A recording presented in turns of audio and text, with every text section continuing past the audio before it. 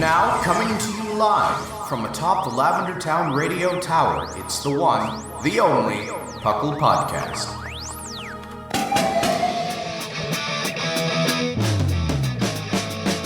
It's PUCL! PUCL! It's PUCL! PUCL! Pokemon Underground Champions League, oh yeah! PUCL! PUCL. And welcome to the 449th episode of the PUCL Podcast. I am your host, Trainer Thatch, here today with my excellent and exciting co-host. I don't know. We have the Fluffiest Whimsicott, the person that leaves cotton all over my house. But we do get 2 adjectives today. Nice, yeah. Thank you. Yes, and then of the man that I kicked out of my chair before I walked into the office, we have Seth Vilo. I just wanted to sit in it for a little bit longer. I didn't know Seth was a cat. Yeah, that's true. I do. I kick Watson out of my chair very often. But welcome to the PUCL Podcast. PUCL, of course, standing for the Pokemon Underground Champions League, a nonsensical name I came up with in 2007 to talk about Pokemon with my friends and trick them into it. And now I made friends because I talked about Pokemon, and I've tricked them into talking to me about it. And we're Good none job. the wiser. Yes, exactly.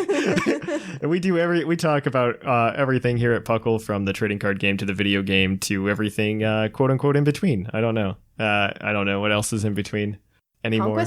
Conquest. Okay, that's like a meme at this point. Like Thatch says, Conquest is a spin-off game, and it's just like, yeah, it is, and it's a very good spin-off game, and you should all play it. I 100% recommend it.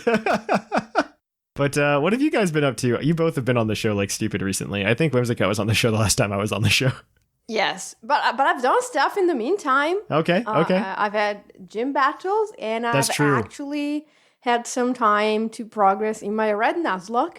Oh. I have beaten Erica, and I remember that I have 2 3DSs and that I have a virtual console game on each of them. So now my team includes an Alakazam and a Golem, and I think I'm gonna beat this thing. Yes. Speaking of Nuzlocks, I did that this week. I did PUCL Plays with, I believe, Jushiro. We've got 3 new episodes that are going to come out this week. We took a week off, mostly because I was falling a little behind on recordings, and also I just needed the week off. That's fair. Like last week, I mean, I'm very grateful for you guys who can like pick up the show and the content like when I take a break. I'm very grateful for that. Seth, looking at you. Even after you kicked me out of your chair. Even after I kicked you out of my chair. And but yeah, it's really nice to be able to do that and like take that break when I need to, because like for the longest time it was just like, yeah, I do this 52 weeks a year and this is what happens. But now I can like take a break like once every 4 months and I don't feel bad. So yeah, it's a good time. But yeah, Seth, what have you been up to ever since you were on the show a very long time ago? Well, the biggest thing is a matter of minutes ago from end of this recording. That's is true. When the draft for my particular group finished. There was the slow draft that was going on for like a week where you had 8 hours to make your pick. This one was the fast one. I had 60 seconds to make mine. Oh, wow. 60 seconds? I thought it was a little bit longer than that. 60 seconds might be a little short. Yeah, it was. I mean, it worked. We were done in an hour and 11 minutes. Yeah, dude, I heard Wow. that went really fast. Like, because I walked in this morning into voice chat because everybody was in there, and I was like, "What round are we on?" And it was like, I think it started at 9 a.m. Eastern, if I'm not mistaken. It started at 9 a.m. Eastern. I walked in at like 9:40. I was like, "Yeah, what round are you guys on?" 10 rounds, mind you, 12 players, and they're like, "Oh, we're on round 5," and I'm like, "What? You're already on halfway through?" I'm like, "Wow, that's moving. That's cruising." I think That's good to know. I think it's 16 though. 16 people. Oh, is it 16? I got the number wrong then. Never mind. But still, though. that's even faster. That's even more impressive. Yeah, it was wild, and I think I've got a good team. It helped that I was just kind of hanging in voice, and I had the encyclopedia of Sigma there to quickly talk to while I was coming up with the. We figured out that Delmise is surprisingly lethal, and I'll leave it at that. Yes. It has 3 stabs. It's big. It's bulky. It's a good And Pokemon. it's one of the best things blessed by Isle of Armor. Yeah, I'm totally into that. Does it get Steel Roller? It does. It does now, doesn't it? Yeah. It does now. It'd be a shame if you had 2 of the 4 terrain settings on your team. I've been playing around. I'm obviously not in Draft League. I had gym battles too this week, which honestly, the showing for Summer League that we have this year is so crazy. It is don't tell nuts. me about it. It's like we've never had this many people. Never. I have woken up 2 Saturdays in a row with a headache because I'm going to bed so late on Friday because my gym time is just running over because within like 5 minutes I have like 10 people sign up and I'm like, yeah, okay, it's 10 I mean, people. let me pull it up. 10 people in 2 hours? Ugh. We typically don't get like a lot of people getting a lot of badges, but right now we already have like people with 6+ badges. We have 1, 2, 3, 4, 5. I mean, it's a week and a half in. Wow. HDM has 9. He won the 9th badge against me last night. Yeah, Oh my 2 gosh. 2+ badges. We have 1, 2, 3, 4, 5, 6, 7, 8, 9. And then people with just 1 badge right now, we have 1, 2, 3, 4, 5, 6, 7, 8, 9, 10, 11. So like you add all those numbers up and that's a bigger number. And I don't know what it is off the top of my head. But yeah, it's crazy. I mean, I think the first night I opened up, I think I had 15 challengers. Like just for reference. Wow. Yeah, it was just like it was crazy. I was also like the second gym to go. So it was it was just crazy. Like I'm super into it though. I'm really happy that people are really getting into it. I can't wait until the rest of those pins come in so we can have the rest of the badges. Yes. That is going to be exciting. I'm very excited for that part. Mm-hmm. Oh, I can't wait. I can't wait to have like a full set of PUCL badges. I'm very excited. Epic. I mean, this is the dream. Like this is something I thought of like 12 years ago, and it's happening now. Yeah. So I'm very excited. Like this is just like 2007 Thatch's dream come true. Have your own like set of gym badges for like your custom league. Like that's really cool. You made it happen, bro. You made it happen. Not me. We made it happen. I mean, none of this would be possible. People joke that like this is like a monolithic effort by Thatch, but it's not.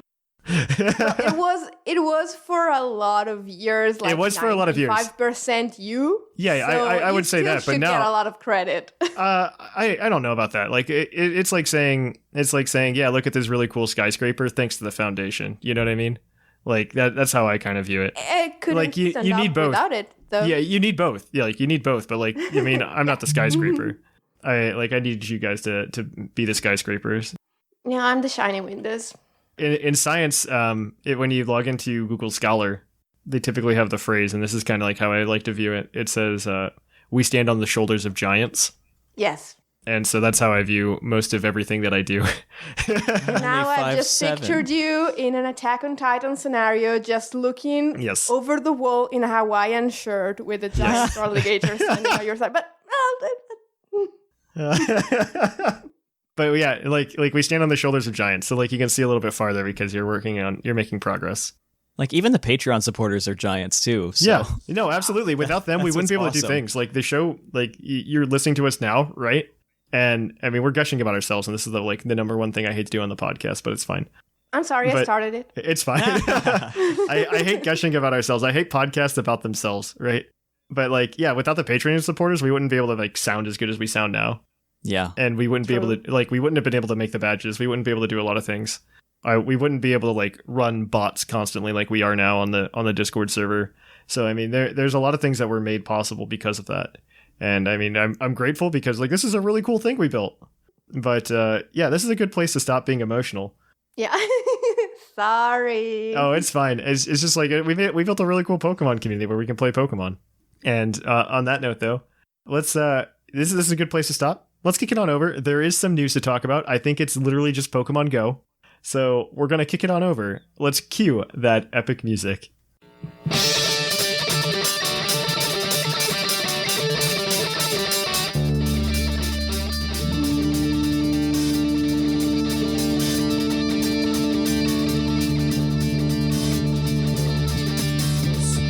Coming to you live from the Lavender Town Radio Tower.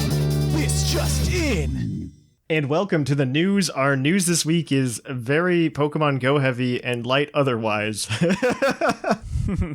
So in the first news, piece of news, Pokemon Sword and Shield have received an update this week, and that fixes issues with Y-Com pairing. And I think the biggest issue it fixes, and I don't know if it fixes any other issue, is that it just fixes the fact that you can't see hacked raids.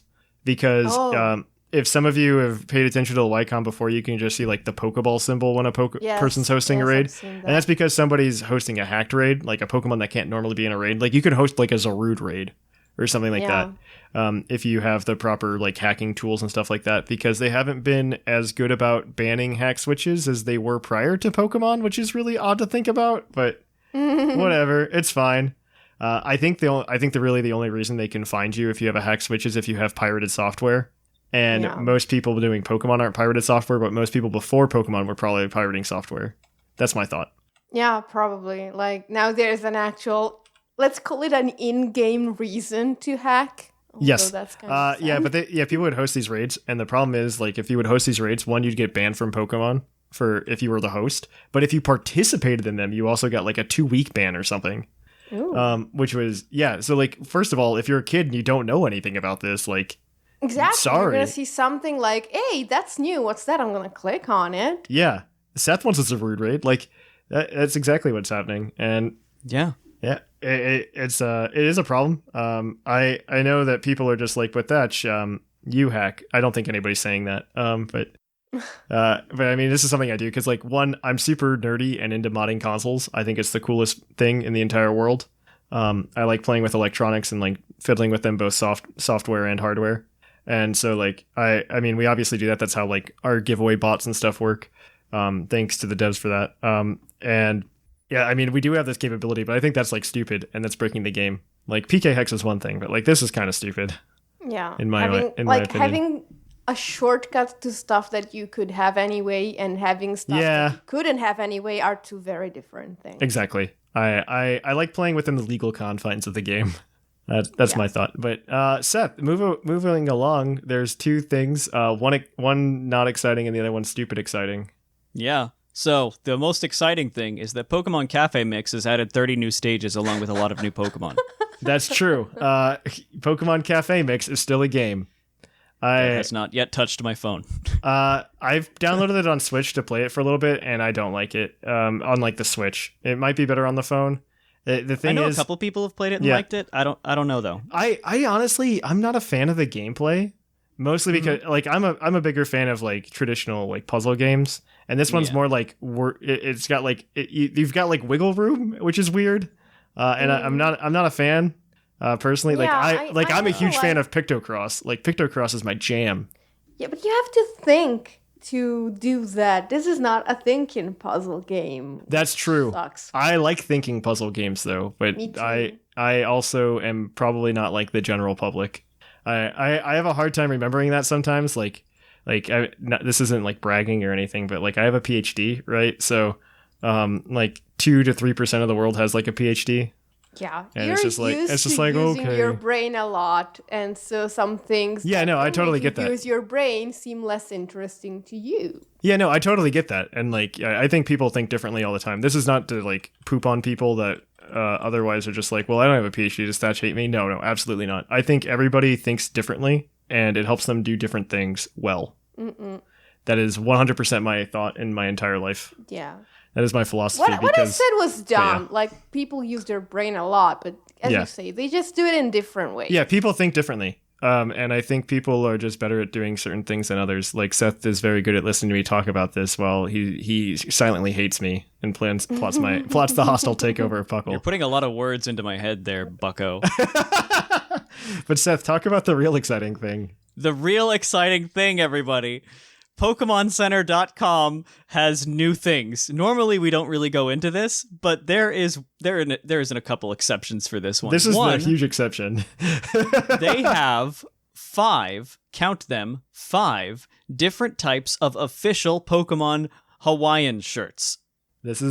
It sounds like I got 5 new shirts for my wardrobe. Like yeah, and honestly, the Lapras one looks really cool. The Gengar one looks really cool. So, like, you have the original Stitch that does this. Original Stitch is way more expensive. Like, it's twice the price, quite literally.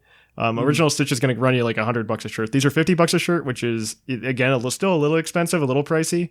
But I mean, the other thing, high quality shirts. Yeah, well, so everything Pokemon Center, like I have a couple T-shirts from them, and they're like very high quality.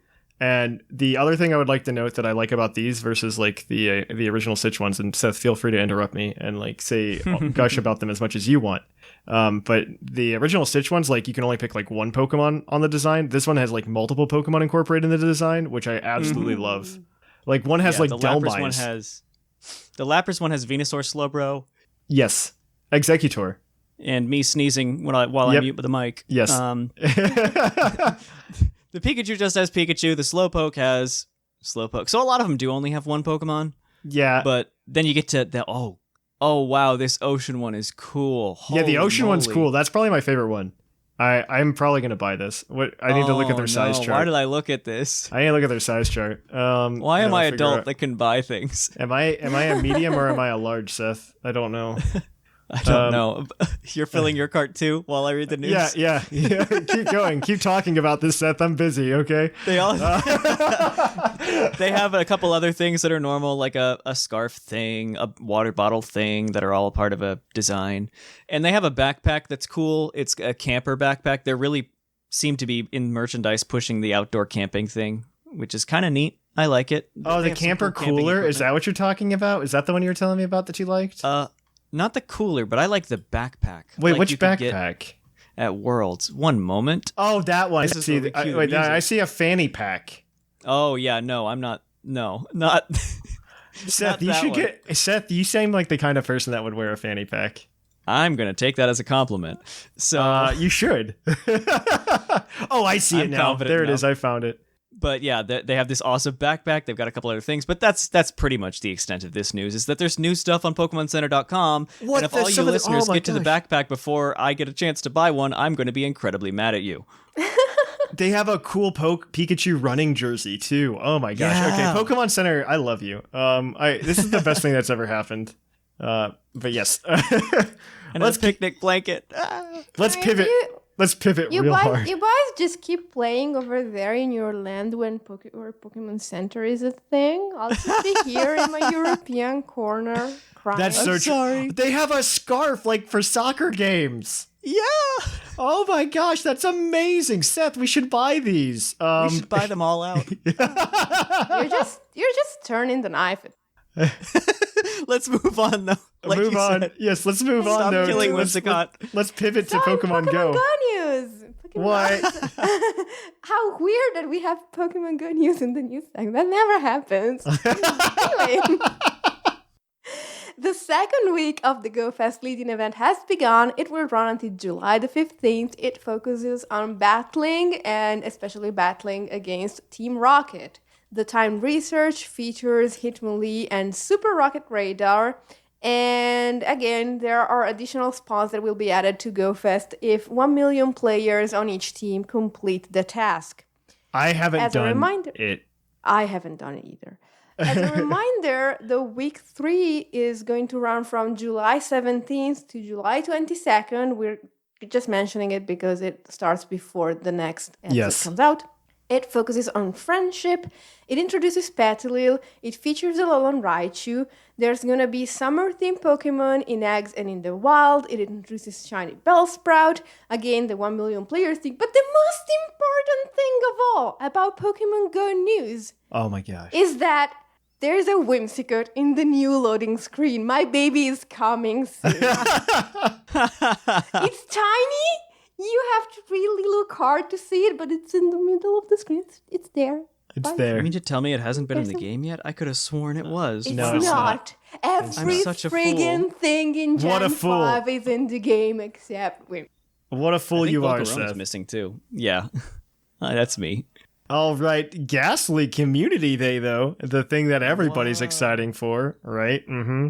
It is next weekend, July 19th, and it runs from 11 a.m. to 5 p.m. local time, like always. I like that they switched everything to local time, by the way. Best thing ever. Yeah. I also like that they're 6 hours long now. Thank you. Praise the Lord. And then Gengar will also learn Shadow Punch, which is actually really cool because that's like one of the old legacy moves that it lost. Or maybe that was Shadow Claw. Wasn't that Shadow Claw? You might be correct. Yes. Because I have 2 legacy Gengars. And then you can also give them more money so you can play a little research that doesn't do anything but give you more Ghastly. So think about that for $1. That it's called a Great Ghastly. That's kind of brilliant, though. Yes, it's kind of cute, right? Okay. Yeah. Okay, Seth, tell us more about Pokemon Go and its exciting features. Yeah, there's some weird stuff going on, namely stuff to do with Team Rocket, and there seems to be a rocket balloon where players at level 35 and above can encounter these just Team Rocket balloons and challenge grunts and leaders, which includes Giovanni himself, who can have a fancy Shadow Suicune. And that's important because this is like the first time since March that they like switched the Giovanni Pokemon. Because they like put it on pause because of COVID. So yeah, that's nice. And more importantly, you can purchase a fancy new rocket hat for some money. And in addition to the rocket balloon, there's also Jesse and James balloons, so you can see them in Go, which is a delightful little tie-in to the anime. It's cute. I love it. It's cute. It's very cute. Wait. They have Shadow Ekans and Shadow Coughing, which can also be shiny. I've seen pictures of the shiny Coughing. I have seen that from them. I have seen that as well. Take us home, Whimsicott, though. Take us All home. right. All players can now receive a daily free box and a special daily spawn. Willow will notify you when these are available. Yay. Also, Pokemon Go has added a new social feature that will show you when a friend is online. You can turn this off if you want. That's nice, actually, because that's probably like the infrastructure for raiding with friends. But that was delayed, though. That was, probably because I didn't have the infrastructure. I mean, you see how it's still July and they just put it in? No, it's not July. It's May 53rd. Actually, I think this would be like May 72nd. Actually, it's April 105th. Anyway, the last piece of Pokemon Go news is that the Battle League has shifted to the Master and newly introduced Premier League, and both will run until July the 20th. I have no idea what it is that I just said because I do not follow Pokemon Go. All right. So, yeah, that's it. Yay. Also, just like slight Puckle news because P. Mickey put it on the sheet, which means he wants me to do it. Is that on YouTube now we're doing, by we, this is the Royal We, Puckle. I was not involved in this. They added me to the chat like as the video was in the process of being made. It was like a for your awareness, by the way, we're doing this type scenario, which is fine. I like that kind of stuff. But they made a video going over last week's Pokemon of the episode team. So you can actually like watch P. Mickey and Claude go into it. So that was that's actually really cool. Yeah. Yeah, and so they're going to do it again for this week's team as well. So just keep it. We haven't figured out what day that's going to be on yet because we're still working out the YouTube schedule. It came out on Friday this week, mostly because we didn't have Puckle Plays this week. Hopefully it'll return on Sunday, but we'll see. On that note, though, we'll take a break here, and we're gonna go quiz your co-host on their insane Pokemon knowledge. Let's cue that music. Yeah.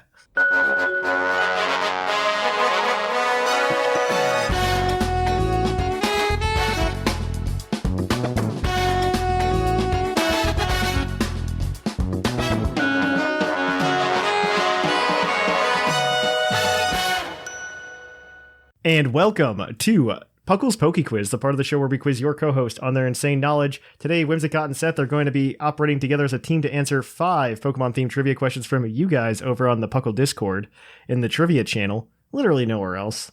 If there are questions somewhere else, we didn't see them. On that note, though, this is where they're going to answer these questions. 1 point per question. One question will be worth more than 1 point, however, depending on how badly they're doing. Well, actually, I think it's just worth 2 because it's whatever question we have left over from last week. First contestant to 30 points out of all the co-hosts will get a $20 credit to PokemonCenter.com. You, the fans, if you get your question read on the show as part of the trivia question, you get put into a drawing for a $20 credit to the sponsor of this segment, AnimeGravy.com, your one-stop shop for anything anime-related and just nerd-related, actually. Or just cool in general. They have some great motivational designs. I've got like one of their D&D posters in my room. I've seen a few of them. It's cool. Very cool. I like it a lot. When you kicked me out of your chair, I went into your room to record instead. Yeah, that's true. We've got 5 questions from the community ready to go. Our first one is going to be from Cesar. It's like Caesar, but with the A in the wrong place, so I'm very confused. It's like missing an A, but it's like there's like an extra E. I'm very confused. Cesare. Don't know who you are, but we'll find out. Oh, that's Cesare. That's just an Italian name, Thatch. I don't know. I'm American. America. Well, they ask, which is the only evolution to ever had, at one point, a signature move? And I think they mean by signature move, they mean like it was the only Pokemon that can learn that move. Did anything beside Leafeon get Leaf Blade? Yes, that was the signature move of the Grovyle line first. Perfect. Did anything besides Jolteon get Pin Missile in Gen 1?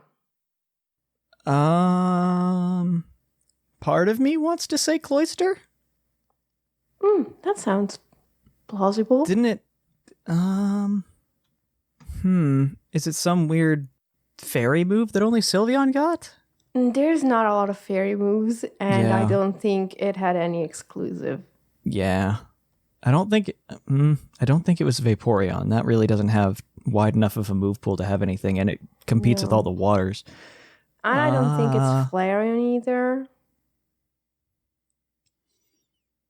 I kind of want to see it's Jolteon with Pin and Missile. I kind of, that was my first thought, and I can't think of anything else off the bat. Did I Umbreon don't and know. Espeon have anything? Oh, that was yeah, just... yeah. Wait, hang on. I think it's one of those two. Okay. Because I'm pretty sure, now that I really think about it, I think it's Cloyster that got Pin Missile as well. Okay. Or something like that.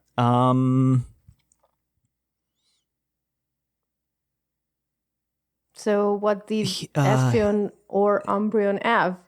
Like, I'm trying to think because the two of them had like Moonlight and whatever the Yes. opposite of Moonlight is. What is that? Morning Sun. But were they exclusive to them? I don't know. Because like now a lot of Pokemon get them. Yeah. And I'm thinking if they were exclusive to them, they would both be exclusive to them, you know? So it wouldn't be just one. I'm gonna need an answer. Seth, what do you want to do? I like Espeon with Morning Sun because I feel like that's more exclusive than Moonlight because things like Clefable would have gotten that when it was released. I'm fine with that. Let's go with that. Espeon is correct. It is Espeon with Morning Sun. It is the only job, Pokemon that can Seth. learn Morning Sun. Moonlight was learned by, I know it for a fact, Vileplume in Gen 2. Yeah, the Oddish line. I know they get it now. I don't know. I didn't know if they already They did got get it in Gen 2 because, what's her face? Karen uses it. Okay. Because remember, she was the Dark type Elite Four member, but only used Houndoom and Murkrow, and that was it. Well. Gosh. Gosh dang evolutions. All right, so our next question this week is from Liger, and Liger wants to know, what is Ash's only Pokemon to have evolved off-screen after capture? So Noctowl's evolution wouldn't count as he didn't catch the Hoot, as an example, though. But this Pokemon, Ash caught it, released it, it came back evolved.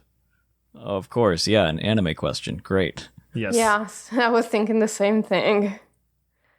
I have no idea. Like, zero idea. I don't watch the anime. I know this one, but I don't watch the anime, but I pay attention. I do recommend Pokemon Journeys, though. Is it a recent Really? thing? It's on Oh, Netflix. dang. Pokemon. No, I Pokemon Journeys. mean, does the question reference a recent thing? Because then I'm even more hopeless. That would be a hint, right? Yeah, that would be a hint. I could tell you Yeah. that. I could give you that answer. No, let's give us some time to try and figure it out. I feel like it was a recent, or more recent, because he kind of didn't really let anything go early on, So Without- he let a lot of stuff go early on, but not like without calling it back. And he let it go maybe in its final stage. I'm thinking like Yeah. Butterfree, Charizard. Butterfree, Pidgeot, yeah. So Charizard was already evolved when it left. Butterfree was already evolved when it left. Some dragon type, maybe? I don't know which dragon types Ash has owned. Several I now can- at this point. Yeah, he's had a few. I know Gibble's one, but I don't think that ever. Did he keep the Rockruff the whole time? He evolved that like with him. Yeah, I know that. Well, wait a minute. No. Yes, no. No, that evolved in a battle. Okay. I don't know. I think he's had like Toracat or something. I really don't know. Do you want to use the hint or do you want to just give up on the question? Okay, hear me out. Did he ever catch the Poipole? How should I know, Seth? I don't know. The worst answer I can get is no, Whimsicott. I'm depending on you for this. I'm going to need an answer. I haven't watched an episode of the anime in 20 years almost. We got to bring back that Make Saturday that morning 19. cartoon thing that Thatch wants to do. Because I feel like he had the Poipole for a little, and then all of a sudden he had a Naganadel later on, and like it recognized him and was all happy and stuff. Oh, that's it then. Is that your answer? I think it might be, because I feel like there was a reunion episode answer. where he's like, "Oh, it's Ash, yay!" Let's go with that then. It's our only clue. Let's go with that. Naganadel? Yeah. The answer? Yeah. Okay. Naganadel is correct. Oh, good job, Seth. Poipole You're went back to carrying the us. Ultra Space, and he released it into Ultra Space, and then it came back for his Alola League battle, evolved as Naganadel. And it used Gigavolt Havoc. That is the synopsis. And didn't it have a cute reunion episode? I feel like it did it. It just like randomly came back when like a Guzzlord came through Ultra Space. It's like, here's Naganadel, and it's like, I'll hang out with you for a couple more episodes. Cool. That's close enough. So the next question is your Pokedex entry, as always. This one is from Sir Missing No. Its Pokemon Moon entry reads, they lurk deep within caves, motionless, neither eating nor drinking. Where they don't die is not known. What is that last sentence? Why they don't die is not known. What? Yeah. Oh, there we go. Okay, that makes sense. Wow. What the heck? They lurk deep within caves, motionless, neither eating nor drinking. Why they don't die is not known. Wow. What a weird... Motionless. That's a fun entry. I want to say... but I think another Pokédex entry mentioned Carbink eating... No, maybe that was Sableye. Yes, Sableye eating the Sableye Carbink. eats the Carbink. So maybe it's the Carbink. But it would be running from the Sableye, right? Maybe. It's a very weird word choice because it's lurking as if it's waiting for something to pounce on, but then it doesn't pounce on anything. Yeah, because it doesn't eat anything or drink anything. Yeah. So what are other Pokemon that look very inanimate that live in caves and are in Pokemon Moon? Oh yeah, Pokemon Moon adds a whole other layer to this. Right? I can read I know you another Carving's there Pokedex for sure. entry for this Pokemon to help you out just a little bit. What? I plan on doing like I'm going to change this part of the show just so you don't get like stupid Pokedex entries sometimes, but maybe like a chance for an extra point. But I'm going to give you an extra Pokedex entry, just because it'll help you. Because how the hell else are you supposed to know what this is? Okay. This is its Pokedex entry from Pokemon Emerald. Okay. It hardly eats while it awaits evolution. It becomes hardier by enduring hunger. Its shell peels off the instant it begins to evolve. Got it. Oh. Yeah. This is familiar. What do you think? No. Because with that description, I think it's Shelgon. Shelgon? Uh-huh. Oh yeah, because you found it in a cave in Emerald. Bagon was in a cave. Yeah. Yeah, I think you might be right. And I think, like, after Bagon does its whole... Yeah, jumping off like, of cliffs hardy stuff. training, hardy and Yeah, training, and then it goes, It's a I'm very... gonna now not eat. Yeah. The Bagon line is very much the protagonist of some martial arts shown in anime. Oh, yeah. And this is the part where he goes off into the woods and does training by himself. And instead of standing under a waterfall, it stands... Well, it actually He stands stands under in a a cave and waterfall in a doesn't cave eat. in Hoenn. So, yeah. Yeah. Okay, I'm fine with Shogun. Shelgon is correct. Oh man, there you're you guys rocking go. this, Seth. Our next question is your multiple answer question. This is going to have 2 answers. If you get both of them, you get 2 points. So this one is from Skullmane Banky. What 2 starter Pokemon and their evolutions share the exact same base stats? Starter Pokemon and it's Charizard and Typhlosion. Is that your final answer? Yeah. They have the same stats. Yeah, they just copy pasted. Yeah. That is correct. The Charmander line and the Cyndaquil line. That was the fastest set of question all day. Yeah. So your last question is your base stat question, as always. And this one is from Sari. Sari, yeah. I think I said it right. What fossil Pokemon has the highest base special defense? You asked this last week. Yeah, I think this is last week's. You didn't highlight it, Seth. You highlighted the other one. I'm a monster. Well, then give me the answer. The answer is Bastiodon. Do you have the other one? I don't remember anything. I do have that one, but I'll give you the point because it's Bastiodon. The other one is what grass type has the highest special defense stat? I think that one's pretty. I think that one's pretty obvious. Isn't that Mega Venusaur or something? No, that one's high defense. Oh. I thought this one was Virizion, obvious. 129. There you go. Oh, That is yeah. the correct answer. Right. We'll give you guys 7 today though. Oh, cool. So because you guys did it without the hint. So Whimsicott is definitely in the lead. Seth, should I even add points for you this week? What? Yes. I don't think anybody needs points. I think Whimsicott signed up for next week too. I like am. points. I need to get $20 credit so I can get the backpack, Thatch. It doesn't work that way because unfortunately in first place we have Whimsicott with 27 points. F. F's in the chat for my backpack. In second place we have Seth Vilo with 17 points. In third place we have P. McKee with 16. In fourth place we have Dr. Shambu with 15. In fifth place we have Jushur with 12. Tied for sixth are Sublime and Sigma with 11. Gron is in 8th with 10 points, and Linian is in 9th with 5. And there we go. Wonderful. So See, tune in Seth, next week for some you more. should have just done the episode without me. I might not have gotten to some That's of true. them. Yeah, that's true. All right. Tune in next week for more Puckle's Poke Quiz. But until then, we're going to kick it on over to the topic. Again, we have another iTunes review for you this week. This one is from Ace. I've been listening to the podcast for a little over a year now and have caught up on all the episodes to date. I'm sorry. I could not speak highly enough about the content this team puts out. They are constantly improving ideas and applications to the show, as well as giving new, fresh content and news. Not only is it a great listen, but there are bountiful amounts of other things to be a part of the community. Thanks to Thatch and his team for being a regular part of my life since I came into it, and I hope for it to continue for a long time yet. Thanks again, Puckle. Ace Trainer Clements. Well, thank you for that. And if you want to leave an iTunes review or a review on anywhere you listen to the podcast, we would really appreciate it. But with that, let's move on to the topic. And welcome to the topic. Our topic today is a much lighter topic than usual, thankfully. I like the lulls in between news sometimes, as long as they don't last a year and a half. I'm looking at you, Omega Ruby Alpha Sapphire Sun and Moon.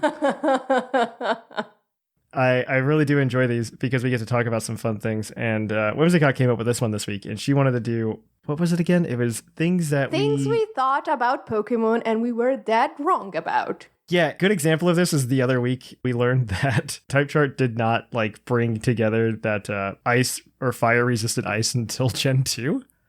Yeah. The Gen 1 Type Chart is just nutsos. I don't understand it.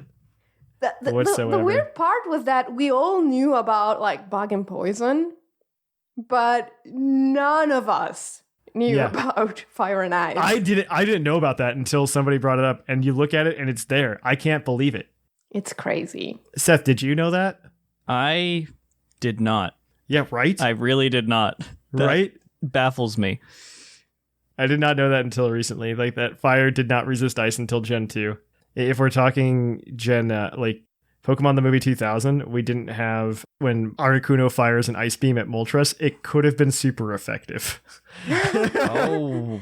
But no, that was Gen 2 already because Lugia No, it wasn't. is in that No, movie. Lugia's in it, but it was before Gen 2. But Donphan's in the movie and Lugia's in the movie. No, Donphan's not in Pokemon the movie 2000. Donphan's just in the Pokemon the first movie. Oh, even. So like the anime, this is like the one thing I miss from like Pokemon's marketing that we just don't get anymore. Like the anime was such a marketing tool back then. Like we got so many things way in advance of game releases that it's just nuts. They haven't done anything like that since really Gen 4. It was after Gen 4 they stopped just like showing off new Pokemon in the anime like a year before the game came out. Like a good example of this is like Munchlax was in the anime for like a year before Diamond and Pearl came out. Same with Bonsly. And it's just nutsos. And like even then, like I think 2 years before Ruby and Sapphire came out, there was an episode of the anime with Kecleon in it. It's amazing. Yeah. They did such a good job just like hyping up new games with like new Pokemon. Because I think Pokemon is like Pokemon themselves, the creatures are like the best vehicle for advertising Pokemon, the game, obviously. By far. And I think if you just trickle that in sometimes, I think it's really great. And they've kind of fallen away from that, which is unfortunate. They just go, here's the new Pokemon in this trailer on YouTube. Then we all get kind of sad. And then they're just like, and then they give us all the Pokemon. We complain a little bit. And then they give us like none of the Pokemon. And then we complain a little bit. I didn't complain at all. You wouldn't. I would have liked a few more Pokemon in the Sword and Shield reveal cycle. I think X and Y was the right balance. They gave us some new Pokemon to be like hyped about. X and Y gave us pretty much everything. There were That's not true. 12 things left. I think it was a few more than 12. I think it was a few more than 12. They didn't give us all the megas either, which is on top of that. Like they gave us like a few megas, but they didn't give us all the megas. Like, I don't think Mega Medicham was, like, hyped up at all. I mean, why would you? But, you know, okay, so this makes me think, though, the fact that the Pokemon themselves are the best marketing tool because everyone's going to have their own favorite and stuff. Oh, absolutely. That actually brings me to the reason I wanted to do this topic because a short time ago, I found out that a lot of my favorite Pokemon are actually by the same designer. You know, I thought for the longest time that all the original 151 Pokemon were designed by Ken Sugimori. Instead, a lot of them were designed by this wonderful lady called Atsuko Nishida. And she designed, Whimsicott, of course.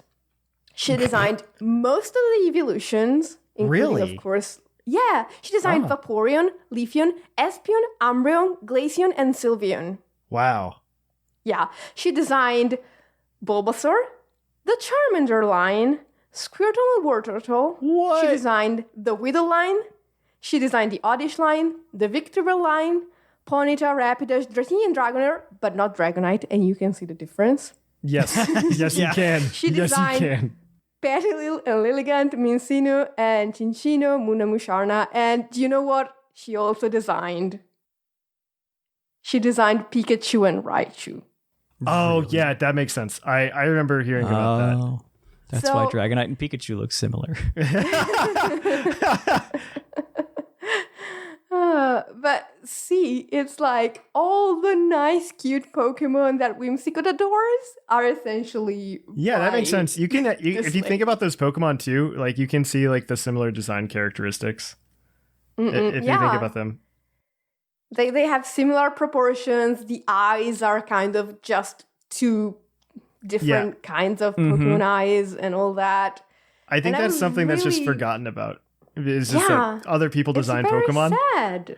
I think outside of like James Turner designing a couple of them, I don't think people are aware that other people design Pokemon. And that was a thing because it was like this is the first Western person who has the Pokemon designs in the actual games. That's true. And he made some cool ones. He made Golurk. He made a lot of cool ones. Yeah, he's got a couple of my favorites. Vanillite. Yep. He did that one. Scorch. Yeah, that's true. He did. Well, he directed Gen 8 too. He directed Gen 8. He's the art director for Gen 8. Yes. I do like that they moved away from just like Ken Sugimori doing it because I mean, at some point, Ken Sugimori has to just want to play Sega games. Yes.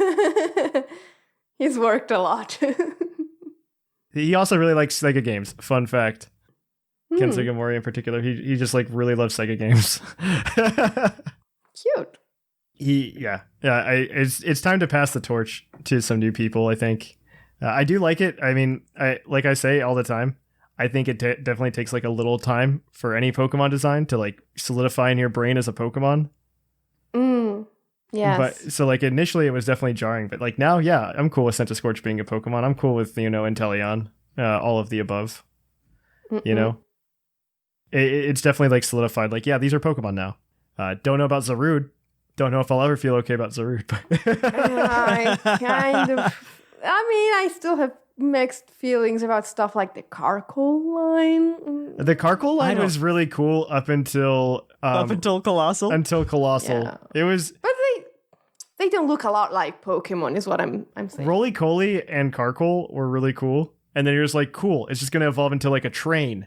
That'd be really cool. And then it's just like, oh, we made Rhydon. Yeah, I was so disappointed by that. That's as drastic a change as like Dratini. That's Carkol. That's like Colossal. Colossal's literally the worst part of that line. I wish it was like a weird middle evolution that was weird, and then like we got a cool final evolution, but no, we got Colossal. I mean, there are several lines where the middle evolution is the cooler. Like, say, Wartortle, and that's because Blastoise was not designed by Atsuko Nishida. It was designed by someone else. If you look at the Red and Blue beta, I think Blastoise wasn't originally the final evolution of the Squirtle line. Yeah, that's correct. Yeah, there's a different Pokemon that was the final evolution of the Squirtle line. Ooh, I have to check that out. It had like more of like the feathery ears and feathery tail of Wartortle. Oh, man, that would have been my favorite. Oh. For myself, we obviously have like the moment that Ethan and I realized Whimsicott wasn't a flying type. If you want to check it out, I think that was episode 200. I remember that very vividly. Me too. Because like Ethan and I both had that realization at the same time. That one was really big. Oh, and wasn't it like live too? Like, oh my god. I don't remember. I just remember I was just like, yeah, the only Pokemon that like lost a type for fairy type was Whimsicott, and everybody was like, what are you talking about? And Ethan's like, no, you're right. Yeah. I was like, yeah, it lost its flying type for its fairy type. And I was like, nope. Are you seriously telling me about my whimsical knowledge, Thatch? I still believe that Ethan and I are from a different dimension where that was the case. Yes. It's and the when the Berenstain Bears and the Bernstein Bears, blah, blah. Yes, it's the Berenstain Bears.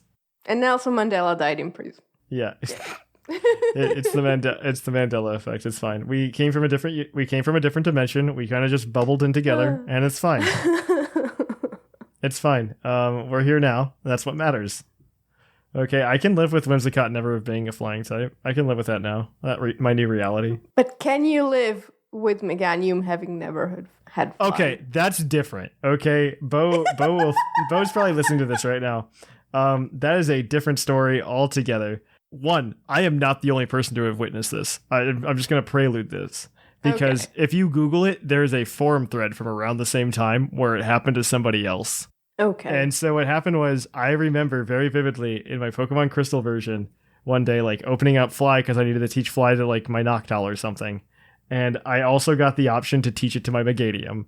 No joke, okay? And I'm like, that's weird. How does Meganium fly? And I'm like, I guess you could, like, spin the leaves on its neck like a helicopter, right? It obviously isn't a thing, right? Like, Meganium doesn't learn Fly. It doesn't learn any moves. It doesn't learn any moves for that matter. Maybe there was a weird glitch that somehow I think it was a weird and glitch. The other guy triggered. Yeah, so like it happened to like there's another forum post where a guy's like, "Hey, I could teach my Meganium Fly in Pokemon Crystal." I was just like, "See, I'm not the only person." Bo's like, "How do I know you didn't make that forum post?" And I'm like, "It wasn't me. I didn't use forums in 2002." It happened. It was really weird. Very, very weird. I mean, I think it's a glitch that like maybe it needed like a very specific set of conditions or like some specific RNG to happen. You know, maybe we hit like the right frame at the right time or something like that, and that's what happened. And it just shifts over something in some table somewhere. Yeah, it shifted something in the table to like let Meganium learn Fly. Like that. I mean, Meganium doesn't learn any other moves, so like, why not? You know. I mean, Gen 1 and Gen 2 are just in spite of. Even then, I think Meganium doesn't learn anything. Like even now, like let's pull up Meganium right now, and I'm pretty sure Meganium learns like nothing. We'll pull up Meganium's learn set in like Sun and Moon because it doesn't exist in Sword and Shield. But Meganium learns like nothing, as far as I can tell. Sad. It's very sad. It's really the saddest part. Meganium deserves Meganium's better. move pool is just absolutely... Yeah, when it evolves in Gen 7, it will learn Petal Dance. So it's got that going for it. That's a move. It can learn Razor Leaf, Powers and Powder, Synthesis, Reflect, Magical Leaf, Natural Gift, Light Screen. There we go. Body Slam, Solar Beam, and Petal Blizzard. There you go. That's better Ta-da. than In some terms other of Pokemon, not grass many. type attacking moves that it can learn via TM in Gen 7, Frustration, Return. It gets Bulldoze, Giga Impact, and Dragon Tail. And that is it. Cool, because it's obviously a physical attacker. It just doesn't, like, its move pool is just garbage. Like, its move pool is awful. It is the absolute My worst. poor flower dinosaur. I wish it was good. Yeah. I mean, its stats aren't bad. It's a Meganium. Like, it's not terrible. Like, its stats distribution isn't terrible. Like, 100 special defense, 100 defense, 80 HP. Like, that's not bad. That's And really solid. Like, nothing Yeah. lower than 80. Like, at all. Honestly, it could be a physical attacker. Base 82 attack with base 83 special attack. It could be whatever it wants. Oh, Yeah. I thought the difference was higher Nope. for some reason. Nope. They just made it meh. Oh, it can't get Stomping Tantrum as of Gen 7. In Ultra Sun, Ultra Moon. There you go. And Outrage. There we go. Oh, okay. That's Oh, not and so Iron Tail. It terrible. got Iron Tail. Good for it. Not bad. Not bad. It almost has a move pool now. It almost has a move pool. All right. while we're on kind of this just general theme and topic for today, the other thing I want to throw out is like, even though they're not official, does anybody else get confused with certain Pokemon, like in general? Like I look at Delmise and I think grass water. Or don't get me started about this. This is the biggest one for me. I've been conditioned to the point where I don't worry about that. Like, I don't think that anymore. It's also, I know, but still. like, I played a lot of Pokemon since, like, Gen 4 competitively, right? I mean, at least for, like, the first, like, 600 of them, like, it's just down pack. Like, this is what this Pokemon is. Minus Whimsicott.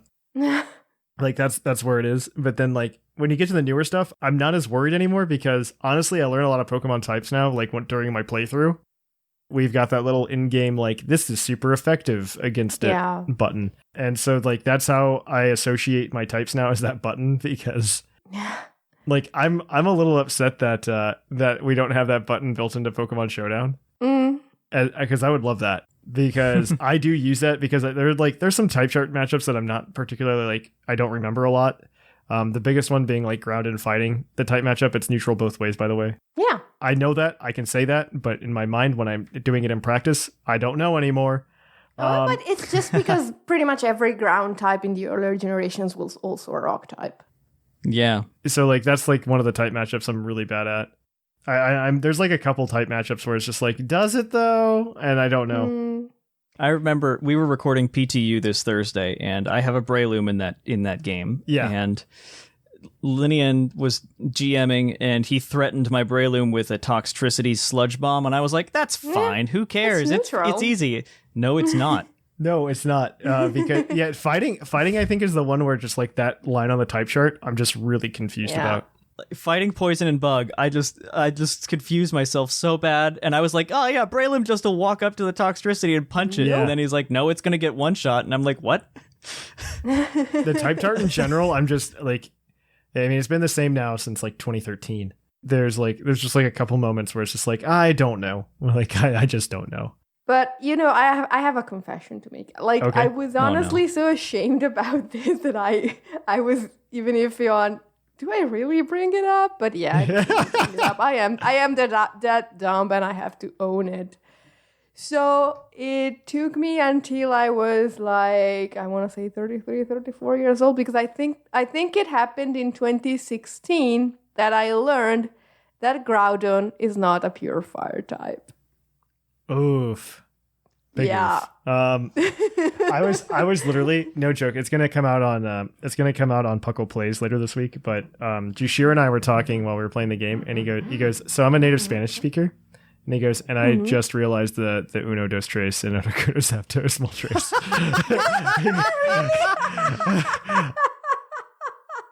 That made me laugh pretty hard. That one was pretty good. Priceless. We were going to like Mount Ember or something like that in the Puckle Plays, looking at Moltres and stuff like that. And he's just like, I just realized this. Wow. But to be fair, as someone else who has a different first language from English, Yes.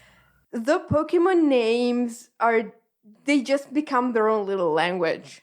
You don't even notice. So the thing I learned this week because Did You Know Gaming just put out a thing with Dr. Lava this week. It was mostly about like translations and stuff like that. Mm-hmm.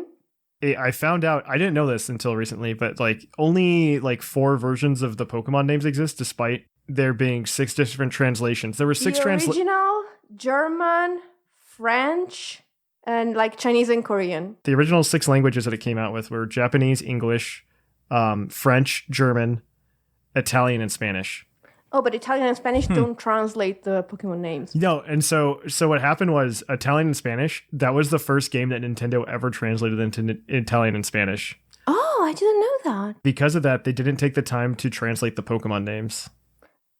Thank goodness they didn't. They didn't take the time I to didn't know translate that I the would be Pokemon here names. right now if I Yeah. had to learn 800 names all over again to join the community and Yeah. talk to you guys. Well, yeah, so that was just the original Pokemon games. Those were the first time. Like I learned that and I was like, that's really cool. So like because like I was wondering, I'm like, because they were talking about like the Italian translation, I'm like, oh, how'd they mess up Whimsicott? And they're just Oh, like, they did it. By the way, shout out to me for actually guessing the tiebreaker question in Game Corner this week. Go me. Yeah. You'll have to listen to Game Corner if you want to find out what I'm referring to. But yeah, I thought like I saw that this week and I was just like, huh, that's I didn't know that, but that's Did You Know Gaming for you, right? Mm-mm. And Dr. Lava also, he's on top of all that stuff too. Yeah. Oh, this makes it sound like like I was on Game Corner and I won Mm-hmm. something. No, I was just sitting on my couch listening to the show and I was like, yes, I knew that. It was it's very interesting. I'm an idiot. But yeah, I don't know. Is there anything else we want to talk about? This might be a good place to wrap up. Golduck Yeah. should be psychic type. He It should be. Lugia should That- be a water type. No, the Lugia thing's actually super interesting. They gave an interview about that actually. I forget when. Oh. There was an interview about this. They're just like, how did you like choose Lugia's types? Why is it psychic flying? They go, well, we wanted to do water because like first of all, Lugia was designed for the movie. By the way, Oh, yeah. Lugia was I designed for think you Pokemon the mentioned movie this 2000. It wasn't designed for a video game. It was designed for that movie. And they go, well, it was obviously like water, but like we want it to be like a super cool and awesome Pokemon. So we thought psychic type was really cool too. And so they said it was one of those situations where like we wanted to make it water psychic, but it was obviously a bird. So we had to put flying Yeah. in there. And he's like, but you can't make 3 types. So do you give it water or do you give it psychic? Well, psychic's cooler. So we gave it psychic. It's a more powerful type. They're just like, it's a more powerful type. So we gave it psychic. That should make Ho feel even worse about itself than it already Oh, absolutely. I personally think Ho is a dumb Pokemon because they added 2 birds in Gold and Silver. I understand like Ho is like a phoenix, blah, blah, blah. It's got lots of cool story with it. Lugia, they just kind of threw in because movie. It has. The problem is it was just like, oh, another fire flying bird. Cool. It's not even that. It's just that it has like this amazing lore about it. Yeah. And you imagine like this majestic, dreamy creature, and then it's a giant angry turkey. So like Ho was obviously planned for a really long time because we see it in episode 1 of the anime. Yes. I don't think its colors were decided though. No, it was all golden. We just saw when a gold Ash saw Ho-Oh. it. Well, it's a shiny one. I wish we would have gotten like more rainbow than we did. Exactly. It just barely rainbow. I want it to be more rainbow. That was them just in the studio. Like, Steve, you put the colors on the bird, right? What? No. What colors? What colors? What are you talking about? No, I left it with the base. That's what it was supposed to be. No, you fool! That's also part of that marketing thing I was telling you about that I really missed. I wish we got more stuff like that. Like that was Ho-Oh like 2 years before Ho-Oh was a Pokemon. Mm-hmm. Like that's crazy. Yeah. I wish we had stuff like that where it's just like, I don't know what that is. And the anime is like, we technically don't either. Well, now Pokemon Go does that. I would say like, that's the cool thing that Meltan did. Yeah. Granted, they did nothing with it after that, which made Exactly. it awful. It was the but cool thing that Melton did, and it was the only thing that Melton did. I wish they would have done more in-game things for Meltan afterwards. Like, yeah, you can introduce it with Pokemon Go and make it like this cool Pokemon Go only evolution, but then you should wrap it into the game. Like, that's what I would have liked. It doesn't even have an official generation, the poor thing. I think it was a great like thought, but they just didn't follow through with Meltan, which is unfortunate because like they could have gone just a little bit farther with it and like wrapped it into the game because it doesn't even have like an official in-game evolution method, right? Yeah. Yeah. As far as we're concerned, Meltan doesn't even evolve into Melmetal, like Exactly. in game. Like you have to have dumb. their separate Pokemon, which is dumb. Like they should make an in-game evolution method for Meltan. Yeah. But I mean, they just like I honestly think that Meltan's kind of like this Pokemon. They're just like, does it exist though? Does it exist though? Yeah. We don't know. We'll show Gmax Metal accidentally on screen from footage from Distant Kingdom, and then never bring it up again. That's a good place to stop.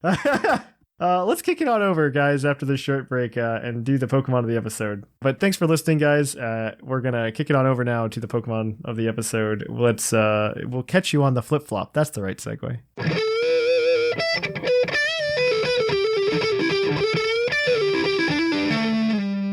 Poke of the episode. And welcome to the Pokemon of the episode. Our Pokemon of the episode this week is National Dex number 663, Talonflame, the Scorching Pokemon. Its Pokemon Shield entry reads, Talonflame dives towards prey at speeds of 310 miles an hour and assaults them with powerful kicks, giving the prey no chance to escape. 310 miles an hour? Is that the speed that actual prey bird? Peregrine falcons go? I think one of them goes fast like that, yeah. Like when they go into a dive, they get going pretty fast.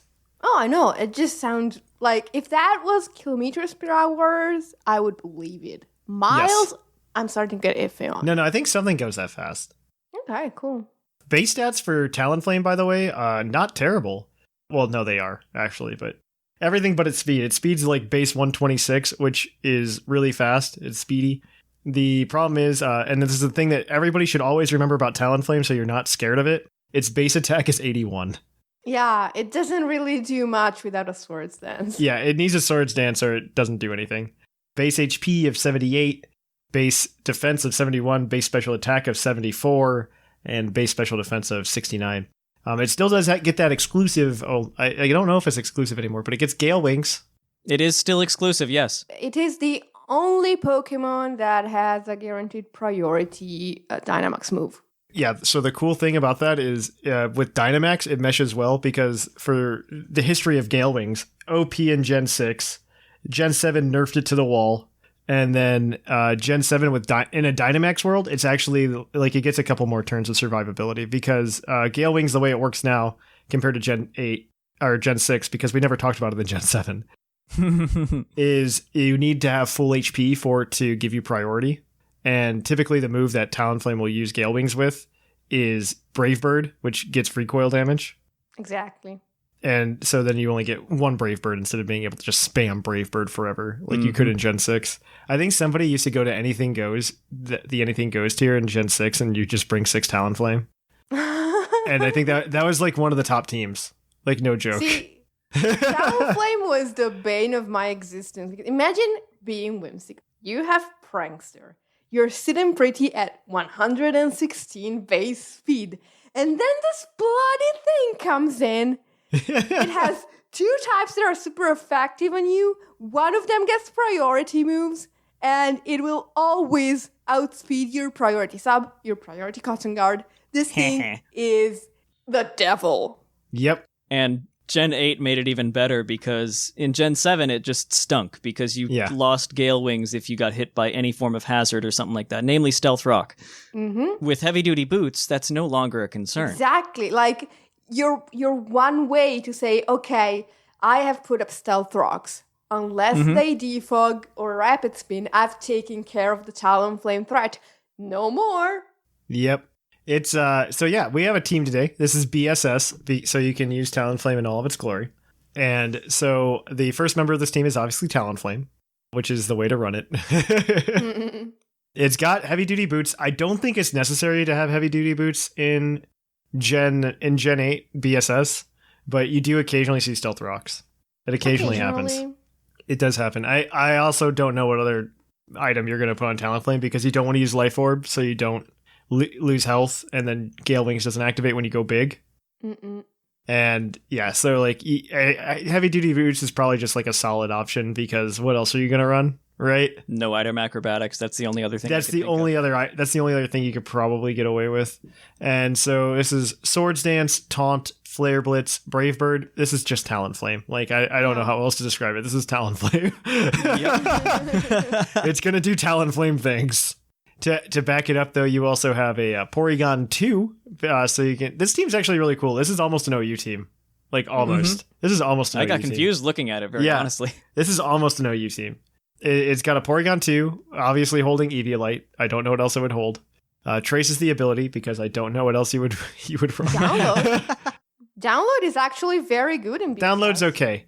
And then, so it's running Recover, Discharge, not Thunderbolt, because you want that para chance. Yeah, you want the para. Ice Beam and Foul Play.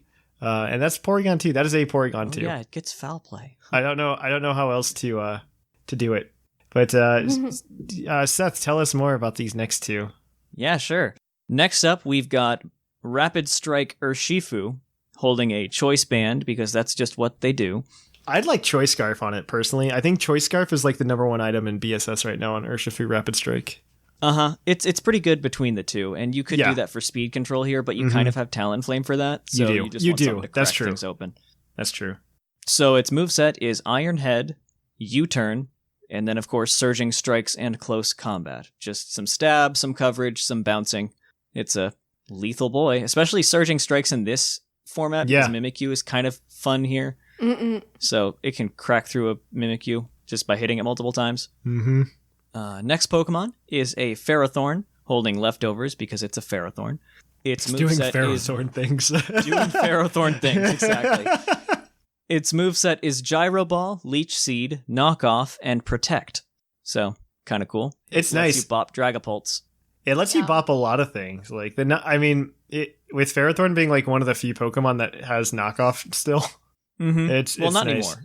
Well, yeah, this is BSS actually. No, in BSS. So I'm actually like, as much as like I wish we could play OU on cart, I'm really kind of okay with at least like the moveset changes that we got in Gen 8. Yeah, because it definitely simplified the meta a lot. Mm-hmm. It simplified because like I thought knockoff was getting a little out of control prior to this, and this kind of reeled it back. And at least like there's just a few Pokemon that can use it now, which is nice. Yeah, instead of in regular OU, it's difficult because you barely have any absorbers of it. Basically, it's Silvally, and that's it. That's the real problem. That's what I don't like. Because especially in a meta without Z crystals and mega stones. Mm-hmm. But yeah, that's those two. Yeah. Okay, and the last two Pokemon on the team have very exciting and original sets. No, wait, they don't. We have Toxapex, Regenerator, Holding Black Sludge, Recover, Toxic, Haze, Scald. It's a Toxapex. The Haze is kind of nice. The haze is nice. The haze is really cool, especially with, like, I've seen things just grab, like, stuff with Max Knuckle and just untrain, and haze can just put a stop to that, and that's amazing. Exactly. Especially since, like, if you don't have a boosting move because you're relying on Max Knuckle with Dynamax, once the Dynamax turns are over, Toxapex just survives a hit, hazes you, and you don't have your setup anymore. Yep. So that's pretty great. I do like Haze. Yeah. There's a Mimikyu, and this is pretty standard Mimikyu. It has Life Orb, obviously the ability is Disguise, Shadow Sneak, Shadow Claw, Play Rough, Sword Stance. Let me tell you a funny story about this. So, last night, in one of my gym battles, the last Pokemon standing on the opponent's side was this Mimikyu. And the last Pokemon standing on my side was a Chansey, whose only damaging move was Seismic Toss. But the Chansey had Charm. Fun fact, Charm and Swords Dance have the same amount of PP. Oh, no. Luckily, I didn't remember the first time that the Mimikyu came back in, that it was holding Life Orb.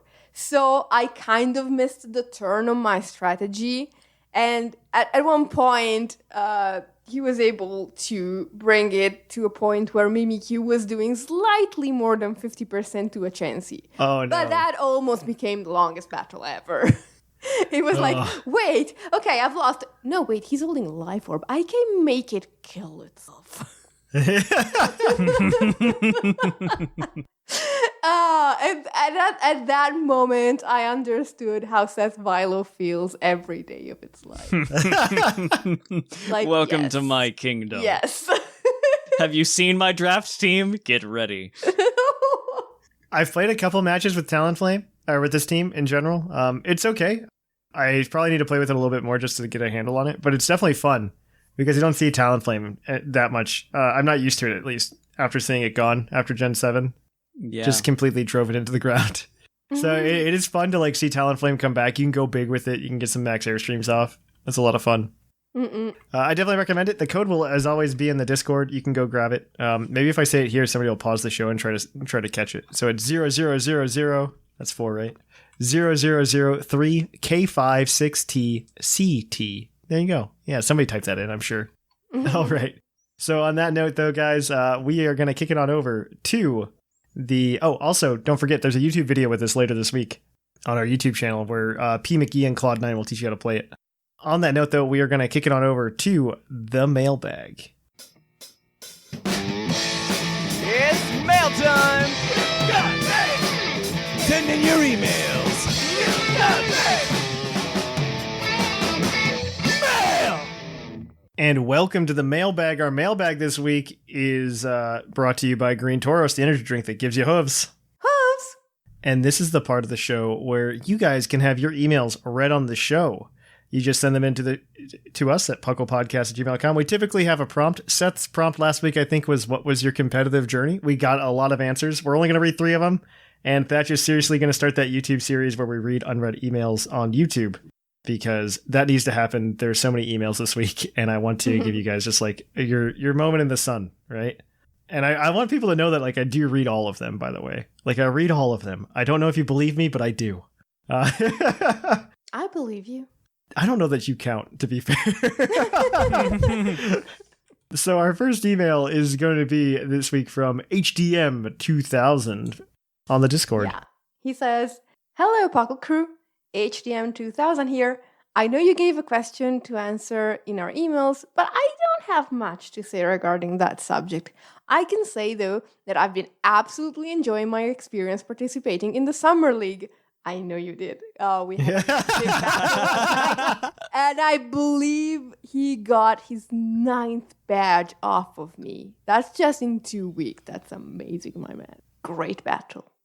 Anyway, he says, "I'm a longtime Pokemon fan. In fact, I've played every main series game since Gen 3. However, the idea of competitive battling was always pretty scary, since there were a lot of things I'd have to learn, and the barrier of entry seemed too high for me. This is why, for such a long time, I continued to play the games from a casual point of view, even though I learned some useful things from time to time, such as natures, IVs, and EVs. When I found your podcast, though, things began to change. When I listened to you guys discussing some teams and some strategies, I realized just how fascinating competitive Pokemon was. I started to rent the Pokemon of the episode teams from time to time in order to get used to the meta, and I was having fun, but I was still afraid of building a team myself. Now, I feel really like he hasn't been playing that long. He destroyed me last night. No, he apparently. We should all feel bad. I guess whatever we're doing is working. Yes, there's that. When Summer League started, though, and I lost my first match due to renting a team I knew nothing about, it was clear that I needed to try building a team of my own. You built that in a week? Wow. So I finally did it, and thanks to IV breeding and leveling up fast with EXP candies, I managed to get it down way faster than I thought I would. It was far from perfect though, but battling the gym leaders made me notice what I could improve and got me thinking about some strategies. Yeah, I noticed. I feel like I've learned a lot just this week, and you guys have been really nice to me all this time, even though sometimes I get very anxious. Oh, baby. No, don't worry. We're all friends. I'm also really happy with the support from the other challengers. Yeah, no, it's really nice. Like, if you come in the chat when It's the game crazy. open, everyone is like wishing each other good luck. It's wonderful. It's like we said at the beginning, like it's nuts. Like the participation this year is crazy. This is Yeah, there's a lot of participation, but it's like good-natured participation. It's wonderful. like last year was a 5, this year's an 11. Like it's crazy. Yeah. Yeah. Anyway, I really want to say thank you for this opportunity you're giving us, and I hope many more people keep having fun participating in the league. See you all soon, HDM 2000. Well, man, like, you told me last week, but wow, I didn't quite get it, that you did all of that in one week. You are amazing. Good job. All right. I like that. I mean, that's crazy. I like Summer League. The Summer League this year is like stupid success story. I think all of our tournaments are, though. I think all of our tournaments that aren't the UTC just saw like stupid record numbers. Mm-hmm. Like I think PFTT, the largest tournament we had before this year, was like 16. This year I think it was like 40. Yeah. And I mean, Summer League's obviously following suit. So it's crazy. It's great. All right. So our next email this week is going to be from Huitq. Hey y'all, Huitq here. Just writing to tell you my experiences with breeding for competitive Pokemon. I became interested in competitive breeding in the late days of Heart Gold Soul Silver and can confirm that it was an incredible hustle. Oh, it was. I remember that. You can get like 3 IVs to move over, maybe. Maybe. Even when Black and White came around, it was still very discouraging to breed for your own legit battle-ready Pokemon. It was. Oh my gosh. Before Heart Gold Soul Silver, it was impossible to pass IVs. Like, it was stupid. I remember that very much so. It was like a big deal. I had a friend who had like a 5 IV Salamence, and they're just like, this is my precious baby. I don't know how I did it, but I did it. And generating Pokemon was really easy in those days, and still is. And all you need to do is a Wi-Fi connection and a computer. The way that I saved countless hours was able to finally do some competitive battling. Gen 6, I believe, is when breeding and training competitive Pokemon became much more accessible. It absolutely is. Yeah. That was when Destiny Knot kicked in. With horde battles and those silly balloon popping mini games, EV training was simple enough to understand. Around that time, there were also many more guides on YouTube on how to breed Pokemon. That is true as well. Thanks to those improvements, I was able to make it to a couple of finals in my local VGC tournaments with my very own self-bred team, which felt very rewarding, and I still have those Pokemon hanging out in Pokemon Home. Good. Anyways, that is all, and thanks for the wonderful content. Good luck to everyone participating in the Summer League, and Liger, I will get that steel badge. I think Huitq was our steel gym leader last year as well. So that's good. I'm a fan. All right, so our last email this week is going to be from Bionic Why Not? And I've got that one. Hey, Puckle Peeps, tongue twister, Bionic Why Not? Blah, blah, blah. Writing in once again to talk about my Pokemon training journey clears throat.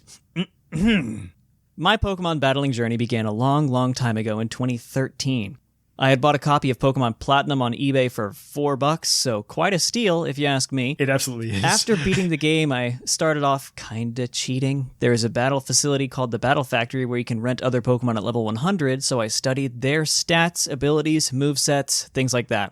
I built Pokemon exactly the same as the ones in there. I wouldn't call that cheating.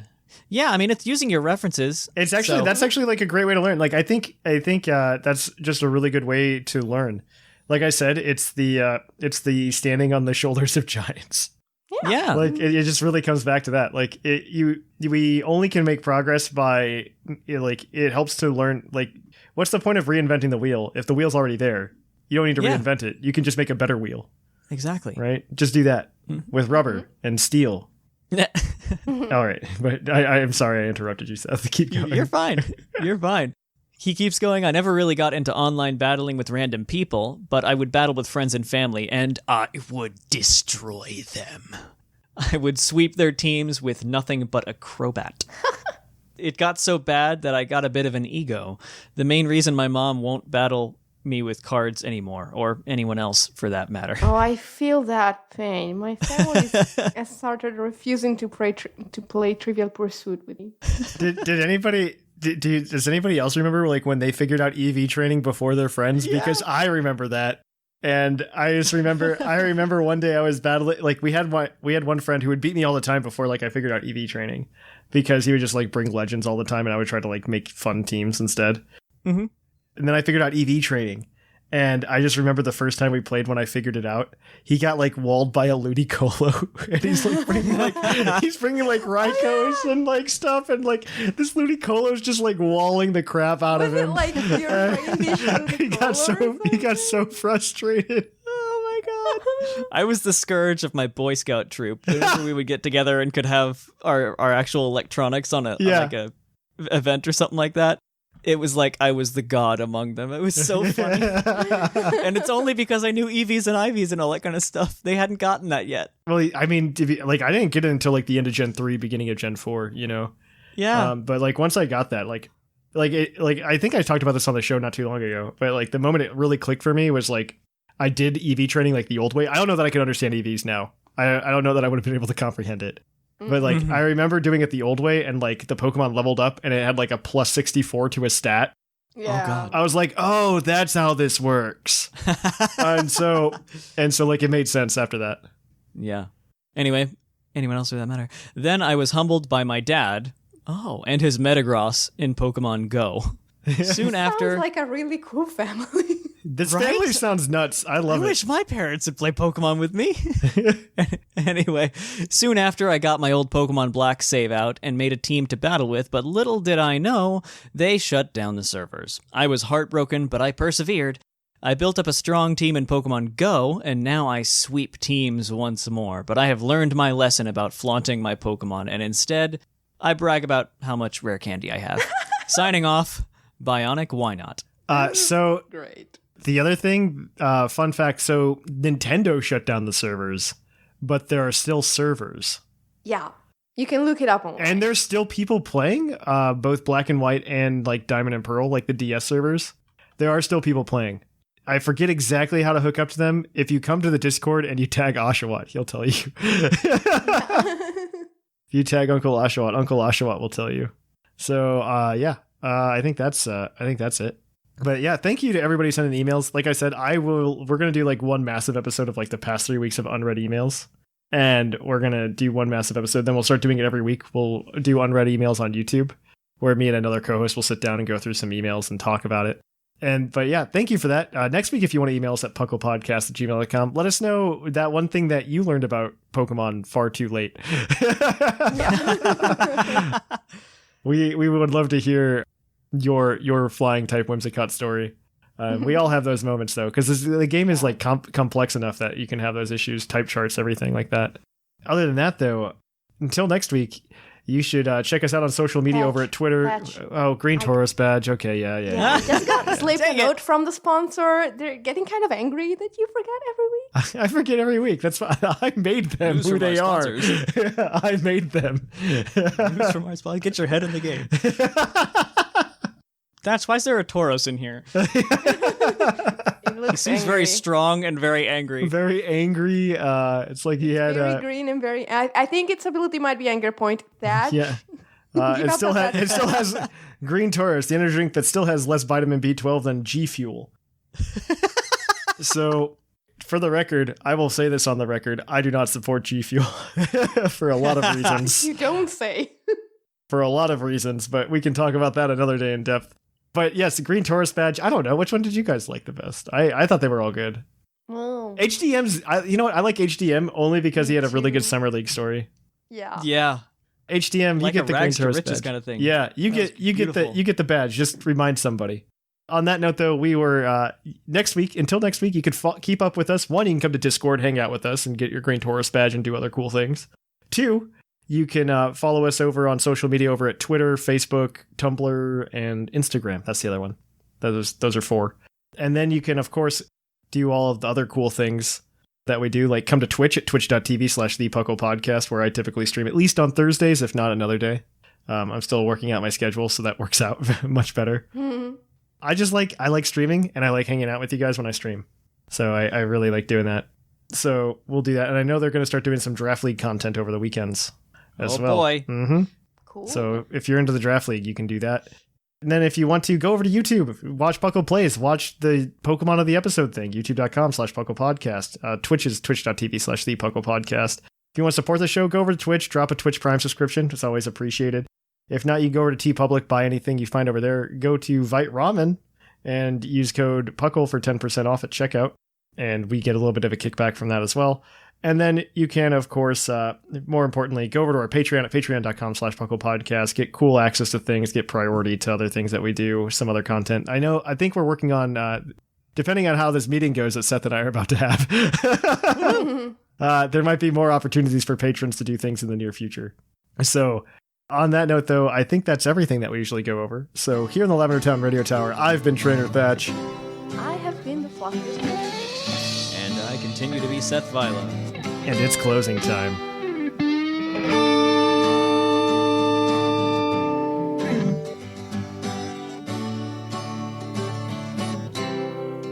It's closing time in Lavender Town. Time to say our goodbyes. It's closing time. Farewell, my friends. I'll catch you on the flip side.